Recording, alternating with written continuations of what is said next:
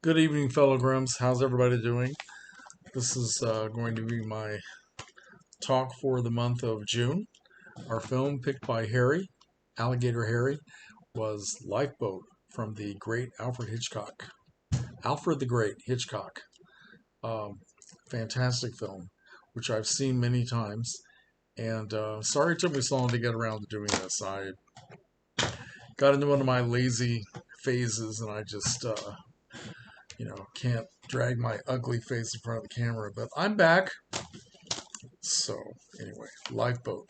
I've seen this many times, and specifically in 2015, I took an Alfred Hitchcock film class with all of my fellow old people, and it was great. It was great seeing in that forum, and I've seen it a couple of times since then, including last week. And it's funny because I could not remember the ending.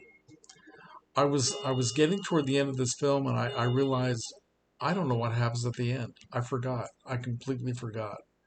All about.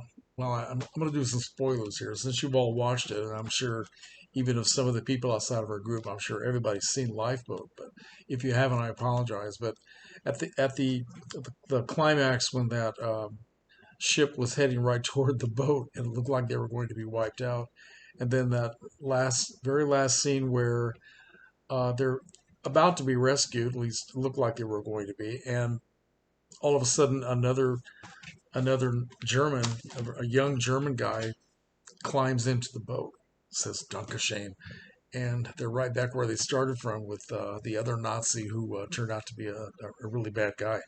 And then it was that last line by Tallulah Bankhead. It seemed almost like an anticlimactic climax. It ended very quietly and very abruptly. I had completely forgotten that. But uh, I think the film, no matter how many times you see it, I think it holds up beautifully. And I started to watch it again about a week ago with the commentary, and I only made it for about 20 minutes. Got really bored with what this guy was talking about. He was just getting very off in some weird direction, and I just lost interest. So I just watched the film again on its own. But I did watch the extra feature that's on here, which is called, let's see if I can remember, Alfred Hitchcock's Lifeboat, The Theater of War. Nice little featurette. And there were a lot of things I didn't realize. For example, that this was made at 20th Century Fox, and of course, Darryl F. Zanuck was the head of that studio for a long, long time. He had a lot of power, and Hitchcock was hoping that when he got away from David O. Selznick, that nobody would ever try to tamper with his work again by, sort of zooming in and trying to re-edit and cut things out. And that's exactly what Zanuck tried to do. Luckily, he didn't do any harm to the film, not really. And I also didn't know that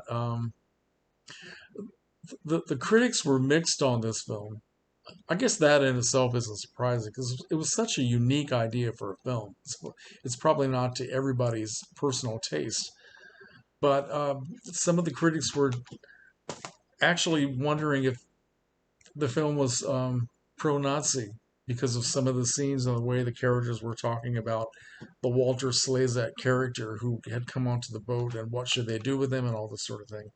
And that kind of it ended up not having a very long run throughout the country. So it kind of disappeared a lot quicker than you think an excellent film like this by a great director with all these wonderful stars would not stay in the theaters for a long, long time. So I guess it wasn't terribly successful. I was very surprised to hear that. I love the movie so much. All these great actors, headed by Tallulah Bankhead, who it's hard to believe that she was not considered box office at that time. I would think that such a powerful actress, that powerful personality she has, they should have built films for her, like they did. That people were writing plays for her. She was a great success on the stage, but had trouble in finding a lot of film roles. And the documentary talked about the fact that she was very difficult both on the set and off, which in a way was kind of disappointing to hear that, because I like to think of these wonderful ensemble acting pieces with that everybody just loved each other and they were all friends. But I guess you get a whole bunch of difficult artistic tightly wired personalities in one place, especially in a claustrophobic set like this was. And there are bound to be some conflicts, but it was very interesting. Great actors all around. William Bendix is always good at everything he does. Hume Cronin, um, Mary Anderson, who was a contract player at 20th Century Fox, Canada Lee, who did not make a lot of films. He was mostly in theater, but a very, very good actress, good actor and good performance, good character in this film. And Henry Hull, who had been the Werewolf of London back in 1933. The documentary said that he had trouble remembering his lines quite often. I guess Tallulah Bankhead really jumped all over him for that, so she gave him a hard time. But anyway, who else do we have? We have, well, John Hodiak, who I think a very young, good-looking actor and sort of a run-of-the-mill leading man type, I guess. He didn't really stand out very much from all the other leading men. I think this is probably the best role that he ever had, but I liked him. He's a good actor. And who am I leaving out here? I'm leaving out Heather Angel, who was very, very moving in probably the smallest role in the film as the lady who has the dead child, and very, very sad. So, um, anyway, just I don't know what else to say about this. I hope all you guys enjoyed watching this again. I will watch this movie again and again, and it's just amazing that they were able to expand this movie beyond its claustrophobic setting. It just seemed bigger than life and very realistic. And the scene where all of the inhabitants of the boat sort of attack the Walter Slezak character is still absolutely riveting and gives you a very ambivalent feeling about, well, okay, did they have a right to do that, or was it just a terrible thing that you'd rather look away and forget that it happened? It seemed like by the end of the film, they had kind of forgotten it. I don't know. It's just it had to give people an uneasy feeling even back then during the height of World War II. But anyway, I guess that's all I want to say.